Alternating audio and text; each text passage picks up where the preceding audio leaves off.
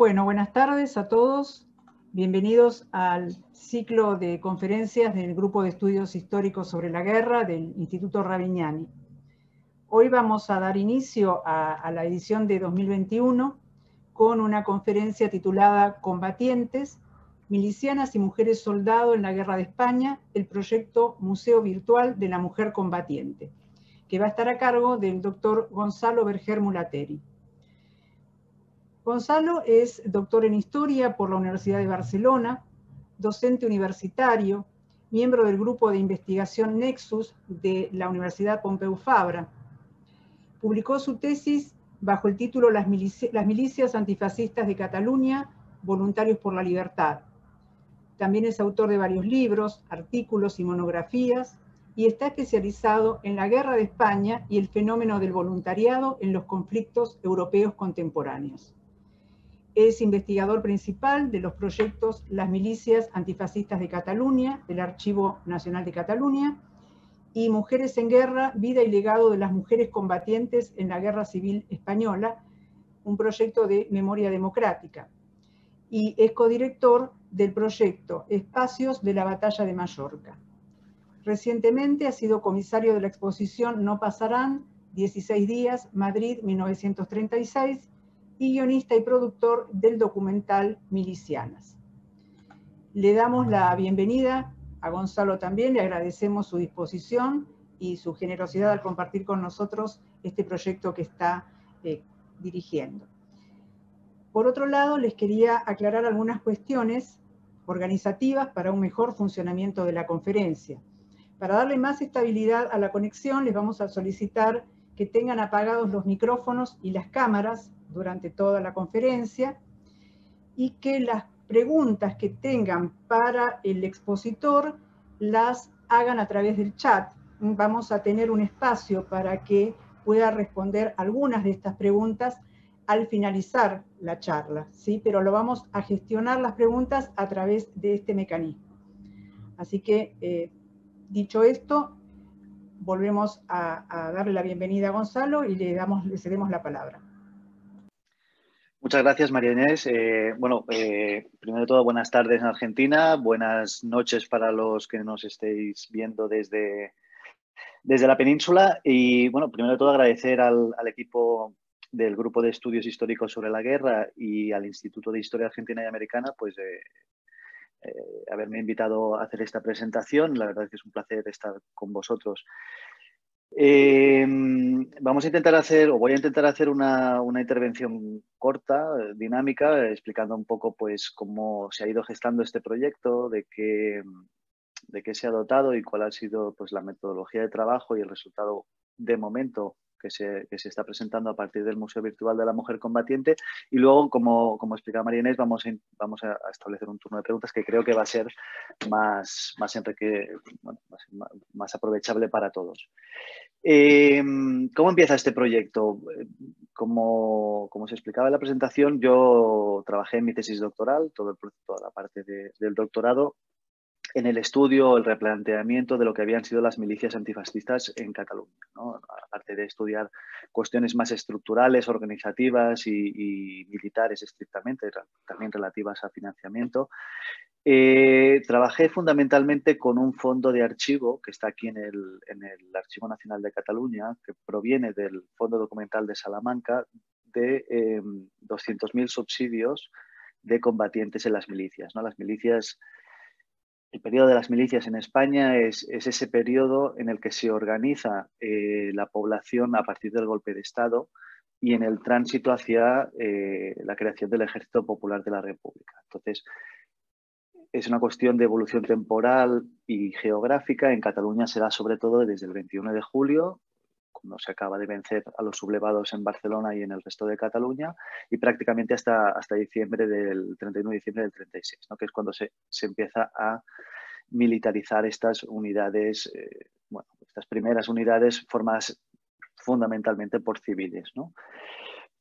Cuando empiezo a analizar este fondo de subsidios, ya os digo, 200.000 documentos, empiezo a ver pues, que hay un colectivo que me empieza a generar atención. Este es el colectivo de las mujeres. Empiezo a ver que hay muchas mujeres que participan como combatientes en las milicias, ¿no? Y a partir de aquí, pues, bueno, finalizo la tesis, acabo y luego empiezo a replantearme cómo continuar profundizando sobre esta temática. Es aquí cuando empiezo a trabajar también con Tania Bayó, que es la persona con la que todos estos años he estado trabajando estas cuestiones. Esto empezamos a hacerlo a partir del 2016 y bien,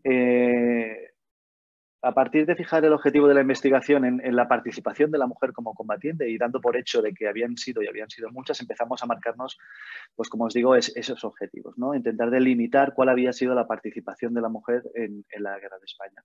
¿De dónde salimos? En un primer lugar, de los mitos, ¿no?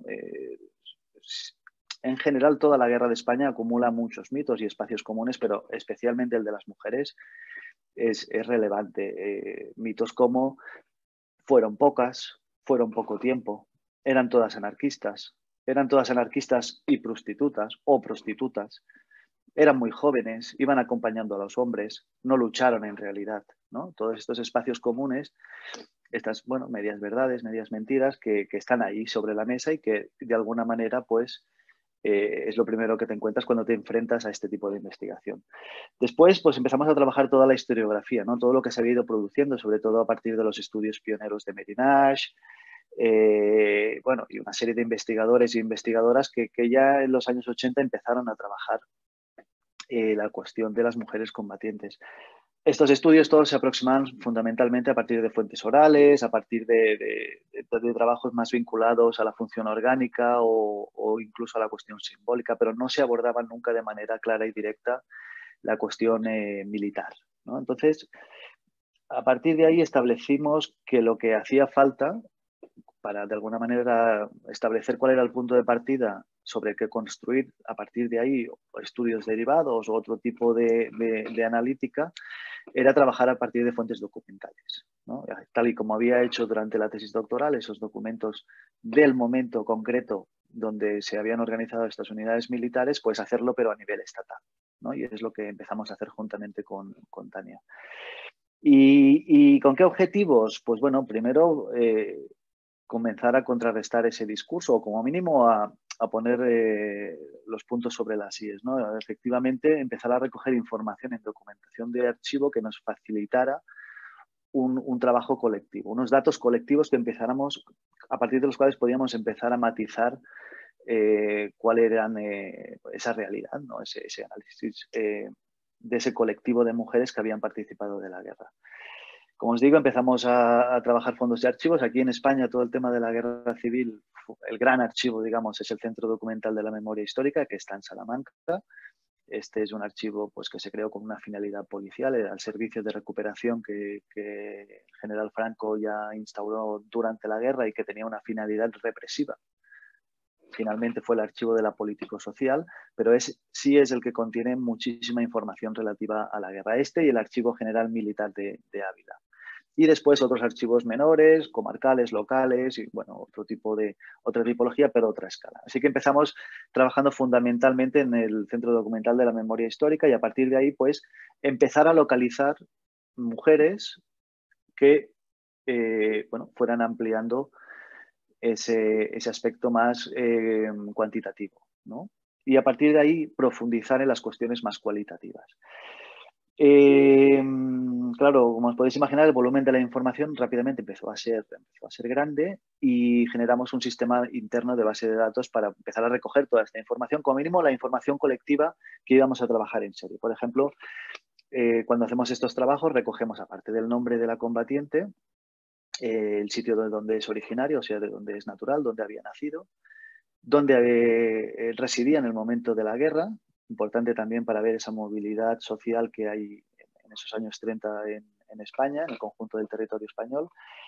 Empezamos a recoger también la fecha de nacimiento, siempre que era posible, la fecha de defunción, lugar de defunción, cuestiones como el estado civil, la profesión, si eran analfabetas o no, o sea, si sabían escribir o no, porque justamente para contrarrestar ese discurso más que asociaba a las combatientes a mujeres del lumpen de las grandes ciudades, poco formadas, bueno, para empezar a delimitar exactamente cuál era la formación de estas mujeres y a qué estratos sociales correspondían. También la cuestión de la afiliación política, importantísimo. Empezamos a recoger cuál es la afiliación de todas ellas y a establecer porcentajes. Finalmente, después, a qué organización militar se adscribieron en primera instancia, cuál fue la fecha de ingreso, cuál fue la unidad mayor, la unidad menor, la salida al frente, a qué frente y cuándo fue el motivo de la baja y la fecha, ¿no? Para delimitar también pues, esas cuestiones, si habían estado mucho, poco, y todo el análisis del decreto, que como mínimo aquí en España es un debate que ha estado abierto mucho tiempo, el decreto de expulsión de las mujeres que supuestamente había hecho el gobierno de la República en octubre del 36, ¿no? Entonces, para delimitar cuál había sido el motivo de la expulsión de las mujeres. Bien, finalmente establecíamos también en ese archivo interno cuáles eran las bases documentales para esta información y finalmente se generaba una biografía escrita sobre estas combatientes. Bueno, ¿qué nos aporta esta metodología? Primero, una base sólida, documental, sobre la que se puede empezar a desarrollar todos esos datos. Y después, claro, trabajamos a nivel estadístico, pues cuestiones como la que os comentaba, la afiliación política, ¿no? Siempre se había creído, o se decía, o era común pensar que todas las mujeres en las milicias, por ejemplo, eran anarquistas. Bueno, cuando empiezas a recoger de cada una de ellas y tenemos en el museo, ahora mismo hay 3.230 mujeres subidas, pero tenemos más porque este es un trabajo lento y la información va fluyendo poco a poco hacia la plataforma. Pero de estas 3.200 y largo que tenemos, sabemos con certeza que solamente el 33% militaban en el sindicato de la CNT, ¿no? que formaban parte del movimiento libertario. Por el contrario, a partir de estos datos vemos que el conjunto de organizaciones comunistas, tanto desde el SUC, que es la organización comunista en Cataluña, como la Juventud Socialistas Unificadas, el Partido Comunista de España o el sindicato de la UGT, ese conjunto de organizaciones superan el 44% del conjunto de estas mujeres. Así que podíamos empezar a establecer resultados colectivos sobre todas ellas, ¿no? O, por ejemplo, la cuestión de la edad, ¿no? Siempre se había dicho que ellas eran muy jóvenes, sobre todo con la intención de atribuirles inconsciencia, ¿no? O falta de capacidad política. O sea, eran muy jóvenes, ergo no sabían lo que hacían. En cambio, estamos viendo que el tramo principal, más del 50% de las mujeres, está entre los 21 y los 30 años, que se corresponde justamente los 21 años con la edad militar de los hombres también para esas fechas en España.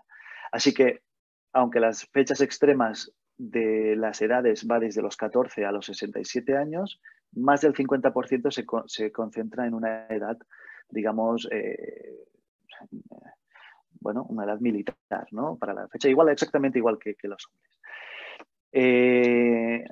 Bien, vemos también que dentro de esas combatientes pues tenemos desde mujeres que tienen oficios no cualificados, amas de casa y mujeres con estudios superiores, por ejemplo, ¿no? Así que podemos decir que hay una respuesta transversal a partir de estos datos colectivos.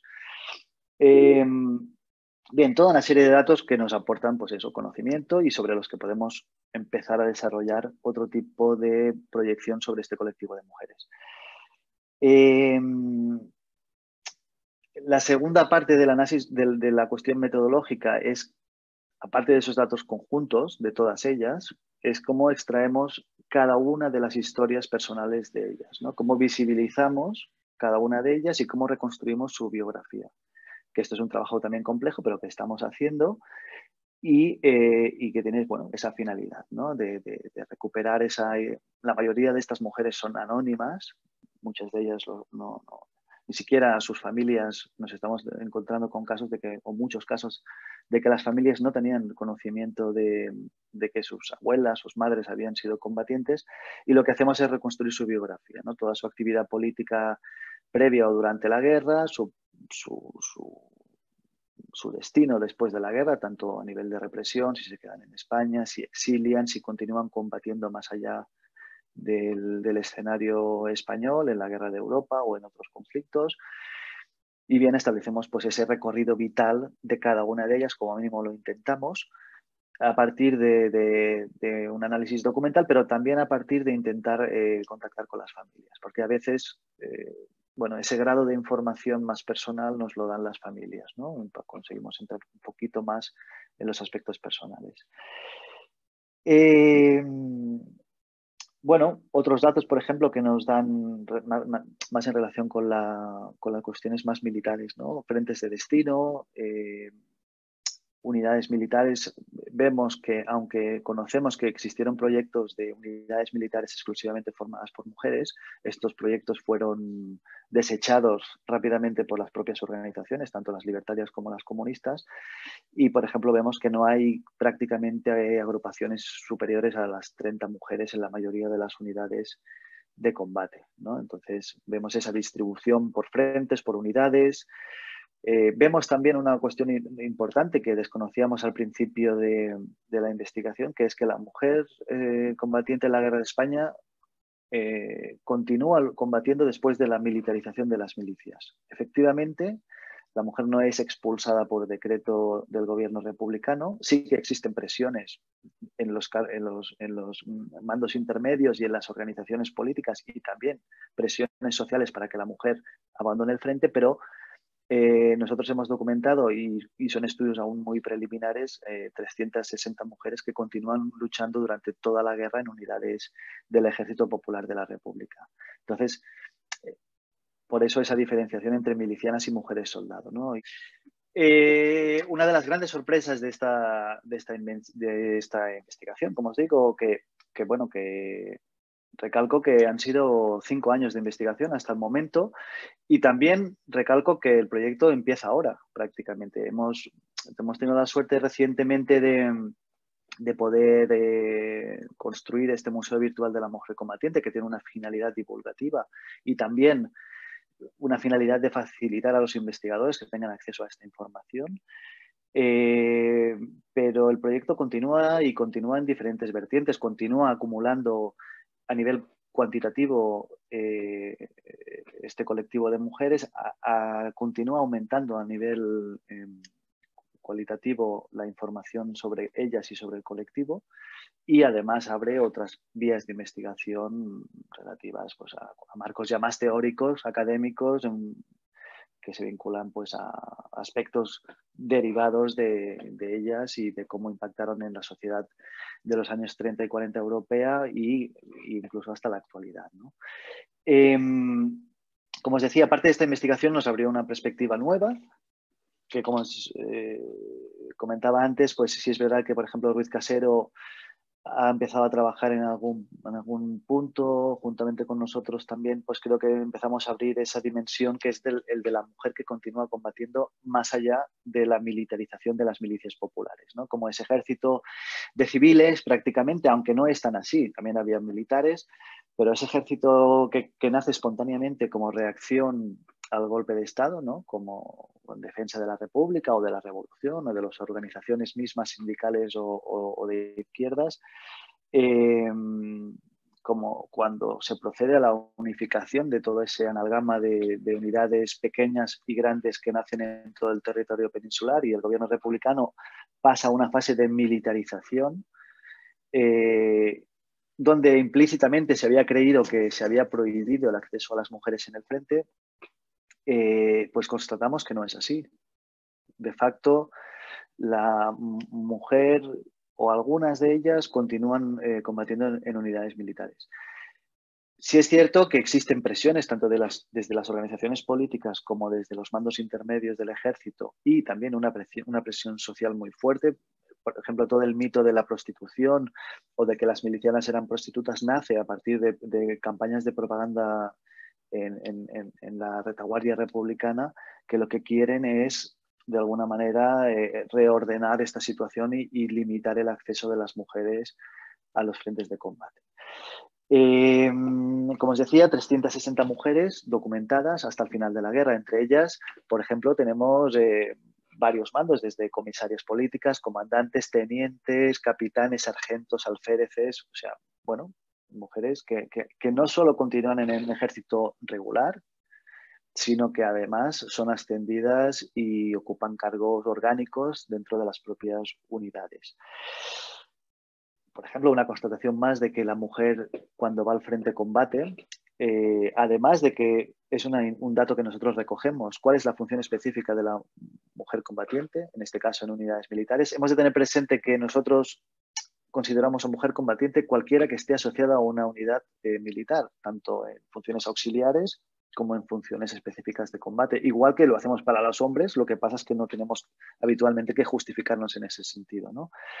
Pero sí es cierto que recogemos esa información concreta, ¿no? Si tienen una función armada, tanto en el arma de artillería como de infantería, como tanquistas o otros, y después si realizan pues, funciones más orgánicas o funciones auxiliares. Nosotros establecemos esos márgenes. Por ejemplo, 5 de cada 10 de las que tenemos ese campo informado tienen una función armada, digamos. 7 de cada 10 si establecemos una media. Así que mayoritariamente las mujeres que van que participan de las unidades militares en la Guerra de España participan desde una función armada. Entonces, bueno, es interesante ver también, por ejemplo, y es un tema que se habló poco ya durante la guerra y que prácticamente no se ha hecho más que de manera aislada, tenemos documentadas 73 mujeres muertas en combate, por ejemplo, que son números residuales. Está claro que en la proporción del conjunto es un número muy residual, pero es significativo porque implícitamente manifiesta que ellas estuvieron allí y estuvieron hasta con todas sus consecuencias.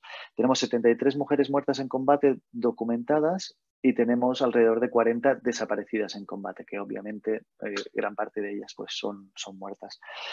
En ese sentido, recomiendo, no sé si lo habéis visto, lo podéis buscar en Google poniendo milicianas Vimeo, que sería la plataforma. Podríais ver nuestro documental que justamente explica la historia de 5 milicianas catalanas que bueno, participaron de la expedición a Mallorca con el capitán Bayo y que fueron capturadas y fusiladas en Manacor en septiembre del 36. Es un documental que también enseña un poquito cuál es nuestra línea de trabajo y de investigación, ¿no? Partimos desde una imagen con 5 identidades desconocidas y cómo poco a poco vamos localizando pues los nombres y las vidas de estas mujeres. Es muy fácil. Si ponéis milicianas en Vimeo, os saldrá, está abierto al público, y poner la versión que es subtitulado en castellano, ¿vale? Porque tiene diferentes idiomas. Bueno, ya lo veis, datos colectivos, datos individuales, temporalidad, funciones militares, mitos, historiografía, análisis sociológico. Un poco ese es nuestro objetivo. Como os comentaba, el Museo Virtual de la Mujer Combatiente pues es un proyecto que hemos podido, gracias a la Vicepresidencia del Gobierno de España y al Ministerio de Igualdad y a la Fundación Rosa Luxemburgo, hemos podido financiar esta plataforma que es un museo virtual, ¿no? Es un museo en el que de alguna manera se recogen parte de estos datos. No sé si le habéis podido dar un vistazo, entiendo que todos lo estáis viendo. Es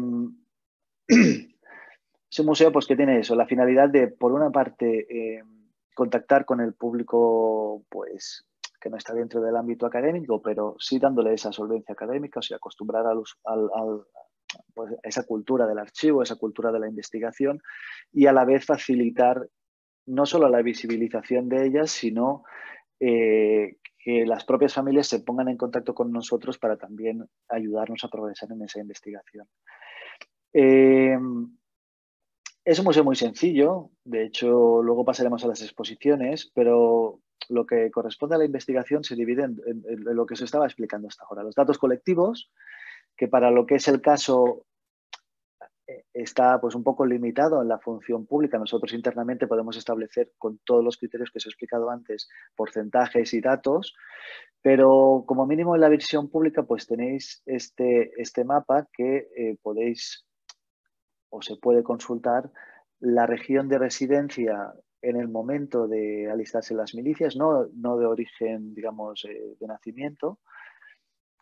Se puede consultar la afiliación política, ¿vale? La organización militar.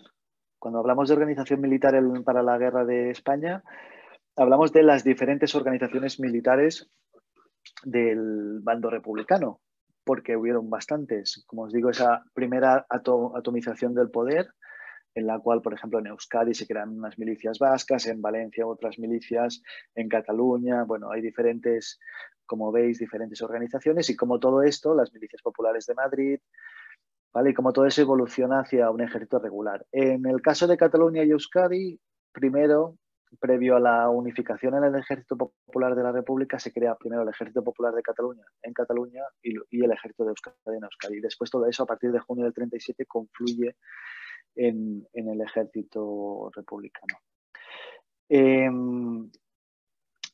Frente y unidad mayor, ¿vale? Aquí tenemos también todo ese universo enorme de batallones, columnas.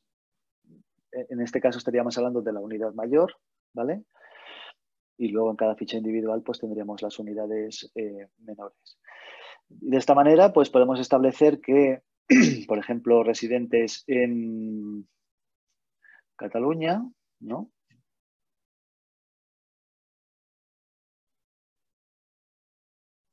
¿Vale? Residentes en Cataluña de la CNT, 381. Entonces podríamos ver de ellas a qué frentes fueron, siempre en primera instancia, ¿vale? Y en qué organización estaban, ¿vale? Y a qué organizaciones. Por ejemplo, mujeres catalanas de la CNT en la columna Ascaso, ¿vale? Tendríamos 36. Clicando sobre este resultado nos llevaría a las fichas individuales de todas ellas, ¿vale? Un poco esta es la idea. Primero establecer esos criterios de búsqueda y luego pues avanzar hacia el conjunto de ellas. Entonces, otra manera de acceder es la sala 2. La sala 2 son los resultados individuales. Nos van marcando esos 3.226 resultados, que es el conjunto de todas las mujeres que tenemos documentadas. Y a partir de aquí, tanto un buscador nominal como poder movernos pues, por las diferentes imágenes. Esto es un mosaico que va cambiando.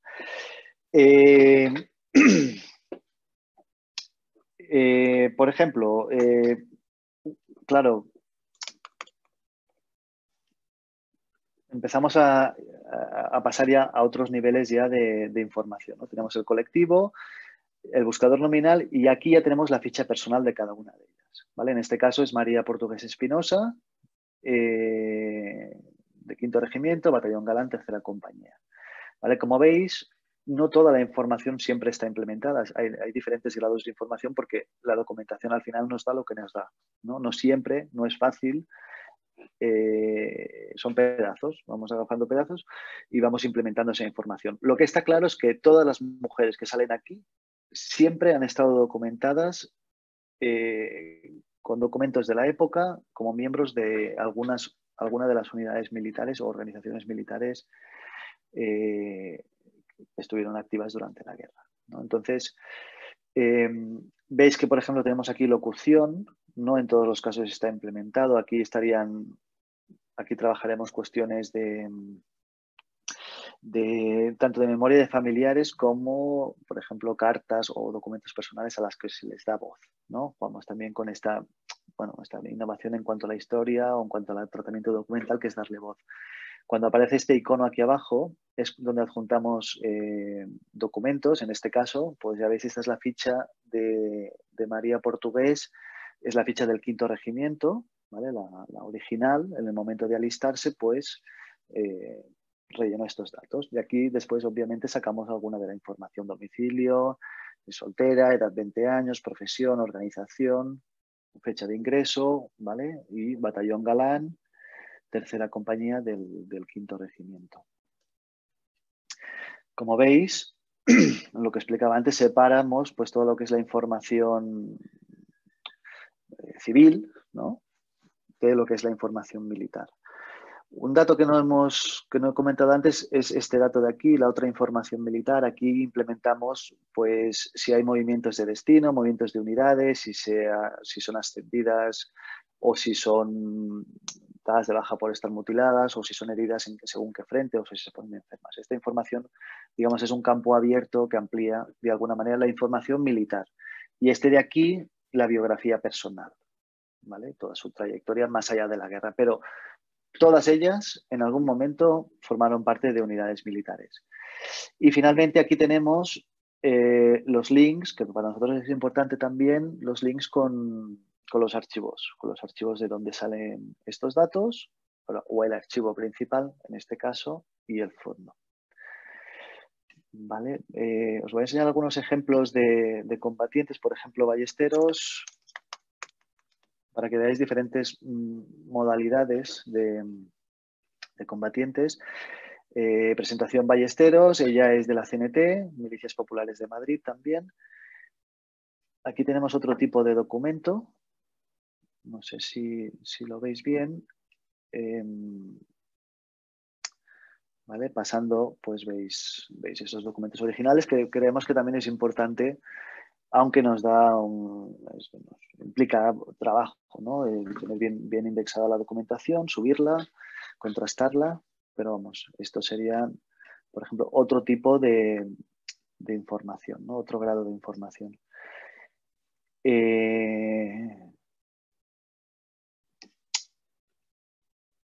Otra tipología, por ejemplo, en este caso, os pondré a Rosa Pujol.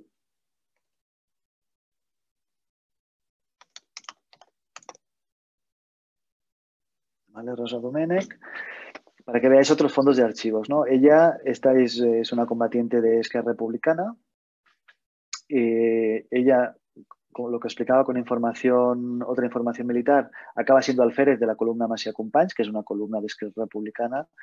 Y para que veáis que aquí sí, esta es otra fuente documental distinta. Estos son los subsidios de los que os hablaba al principio, con los que hice mi tesis, pero que corresponden a la Organización Catalana de las Milicias. En los otros casos estábamos hablando de las Milicias Populares de Madrid, Quinto Regimiento y Milicias Confederales.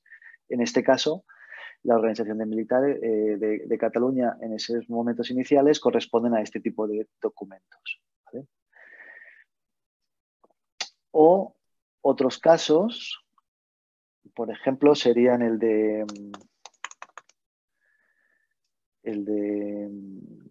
Margarita Cabrero. ¿Vale? En este caso, ella la tenemos documentada, igual que en el caso de Rosa Domènech, en el Archivo Nacional de Cataluña.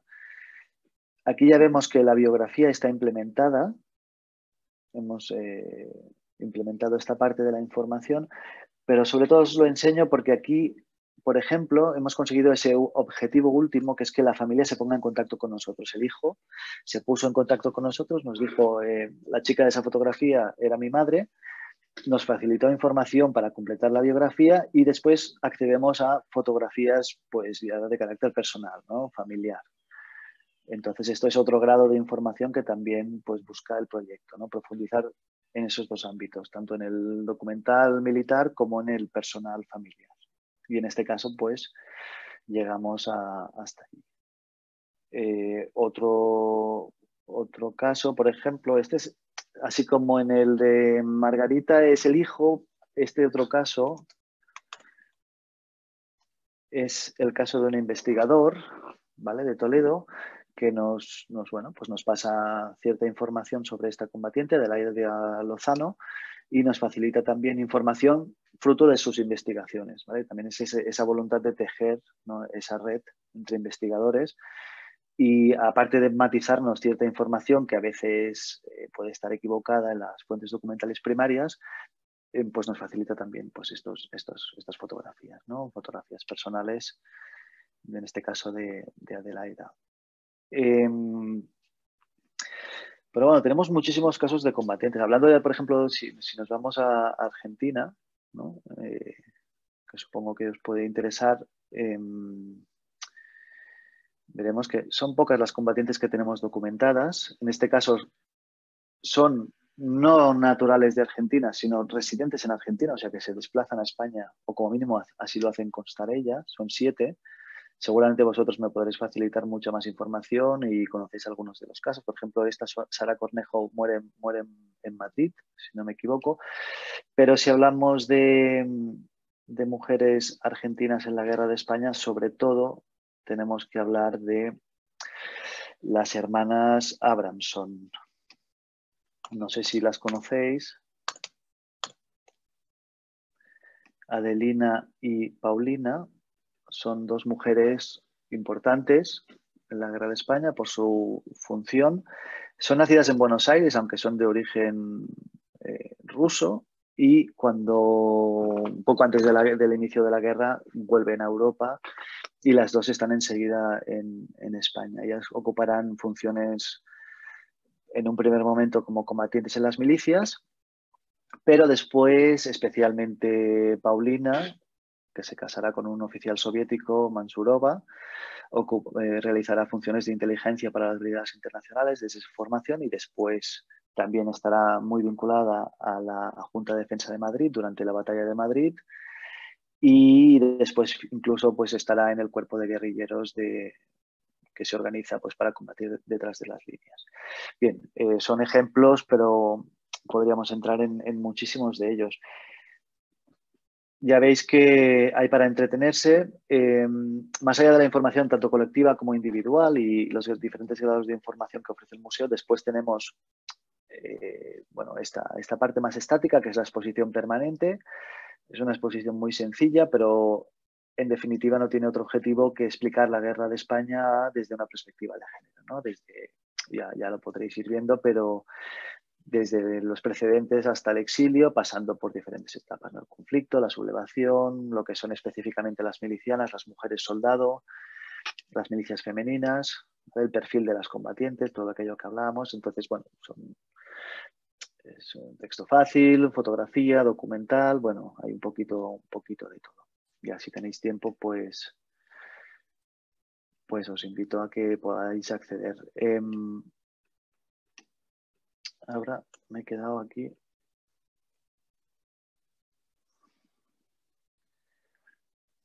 ¿Vale? Son estos 8 módulos que, bueno, se explica un poco, pues, desde esa perspectiva de género, el conflicto y sus consecuencias.